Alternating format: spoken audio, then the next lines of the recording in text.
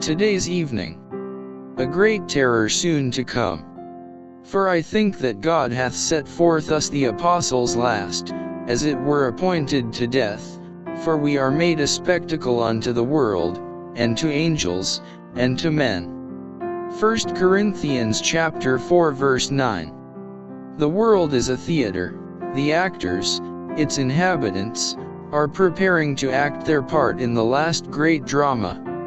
With the great masses of mankind there is no unity, except as men confederate to accomplish their selfish purposes. God is looking on. His purposes in regard to his rebellious subjects will be fulfilled. The world has not been given into the hands of men, though God is permitting the elements of confusion and disorder to bear sway for a season. A power from beneath is working to bring about the last great scenes in the drama, Satan coming as Christ, and working with all deceivableness of unrighteousness in those who are binding themselves together in secret societies. Those who are yielding to the passion for confederation are working out the plans of the enemy. The cause will be followed by the effect. Transgression has almost reached its limit. Confusion fills the world, and a great terror is soon to come upon human beings. The end is very near.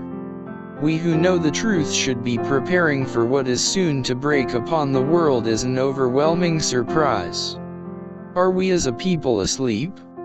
Oh, if the young men and young women in our institutions who are now unready for the Lord's appearing, unfit to become members of the Lord's family, could only discern the signs of the times, what a change would be seen in them. The Lord Jesus is calling for self-denying workers to follow in his footsteps, to walk and work for him, to lift the cross, and to follow where he leads the way. Many are readily satisfied with offering the Lord trifling acts of service. Their Christianity is feeble. Christ gave himself for sinners. With what anxiety for the salvation of souls we should be filled as we see human beings perishing in sin.